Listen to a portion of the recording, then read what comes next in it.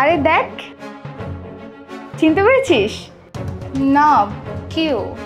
আরে তোর ex boyfriend, যাকে তো ছেড়ে দিয়েছিলি। ও আচ্ছা, ওকে চিনতে ভুল করবো আমি?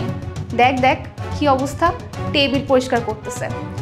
আসলে আমি এতদিন রাইট ডিসিশন নিয়েছিলাম, না হলে আজকে যে কি অবস্থা হতো আমার। দেখো, তোমরা যেটা ভাবছো সেটা কিন্তু ঠিক না। এখন তোর কাছ থেকে শেখা লাগবে আমার, আমরা কি বলছি সেটা ঠিক না ব্যাঠিক। শোন, নিজের কাজ কর, আর যা আমাদের জন্য কফি নিয়ে আয়। আর শোন, বাইরে গেলে তোর বসকে রেখে দিস। তোর বসের সাথে না আমাদের একটা ইম্পর্টেন্ট মিটিং আছে। মিটিং? কোন ব্যাপারে মিটিং? এখন তোকে বলতে হবে আমরা কিসের মিটিং করব? নিজের অকাদের মধ্যে থাক, স্টুপিড কোথাকার। জানিস, আজকে আমার ভাবতে অনেক লজ্জা লাগছে, কলেজ টাইমে একটা ওর মতন ছেলের সাথে আমি রিলেশন করেছিলাম। ছি, তুই জীবনে একদম ঠিক করেছিস ওকে ছেড়ে দিয়ে আর রাজের সাথে রিলেশন করে। হ্যাঁ, করবো না তো কি করব? আমার বয়ফ্রেন্ড আমাকে কত এক্সপেন্সিভ গিফট দেয়, কত বড় বড় রেস্টুরেন্টে নিয়ে যায়। ওর কি সামর্থ্য সেখানে নিয়ে যাওয়ার? ও তো করবে টেবিল পরিষ্কার। মনে হয় না তো তোকে এই ভিখারি কোনোদিন একটা চকলেটও কিনে দিয়েছে। বাস, এবার একটু চুপ থাকো। তোমরা এতক্ষণ অনেক কিছু বলেছো। কি অনেক হয়েছে? অনেক তো তখন হবে যখন আমি তোর সাথে ব্রেকআপ করবো। মানে? মানে হচ্ছে, আমার সাথে যদি তোর এখন রিলেশন হতো বা আমি তোর সাথে থাকতাম, তাহলে কি হতো? তুই আগেও করেছিলি আর এখনো গরিবই থাকতি, আর আমিও তোর সাথে গরিবত্ব জীবনযাপন করতাম। আমার সাথে কি তোর এটা যায় কখনো? আর তখন না আমি একটা রাইট ডিসিশন নিয়েছিলাম, কারণ তোর মতন ছেলেকে ছেড়ে দিয়েছিলাম। আর না হলে এখন আমার কি সিচুয়েশন হতো? তুই তো এখন নিজের খরচটা চালাতে পারছিস না, আর আমাকে কিভাবে চালাতি? যাক বাবা, আল্লাহ আমাকে অনেক বড় বাচ্চা বেঁচে দিয়েছে।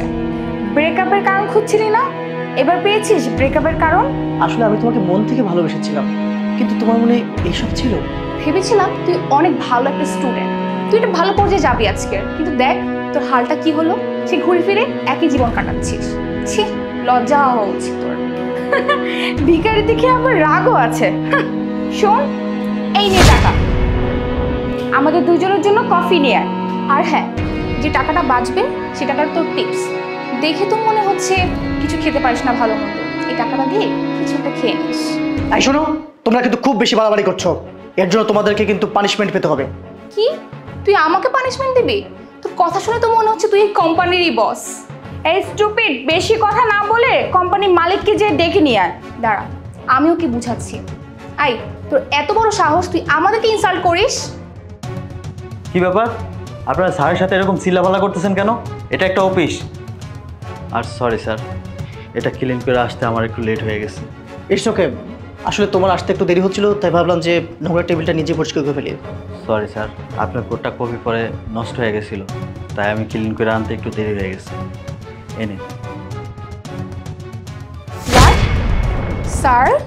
হ্যাঁ স্যার, উনি আমাদের এই কোম্পানির বস। তুমি এই কোম্পানির মালিক? সরি স্যার, সরি, আসলে আমরা বুঝতে পারিনি যে আপনি এই কোম্পানির মালিক।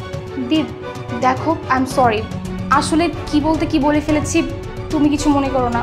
আর সবচেয়ে বড় কথা হচ্ছে যে আমি তোমাকে এখনও অনেক লাভ করি, তোমার প্রতি এখন আমার অনেক ফিলিংস কাজ করে। আর হ্যাঁ, এইসবের জন্য আমাদের ডিলটা ক্যান্সেল হবে না তো? কিসের ডিল? কোন ডিলের কথা বলছো তুমি আমাকে? তুমি একটু আগে আমাকে ইনসাল্ট করে কথা বলেছো, আর তুমি এখন আসছো ডিল নিয়ে, তাই না? এখন যখন জানতে পারলে যে এই কোম্পানির মালিক আমি, তখন তোমার ভালোবাসাটা ঠিকই উদলে গেছে, তাই না? এখন প্রচুর ভালোবাসো আমাকে, তাই না? আমার প্রতি তোমার প্রচুর ফিলিংস, তাই তো? তোমরা মেয়েরা কাপড়ের মতো করে বয়ফ্রেন্ড চেঞ্জ করো।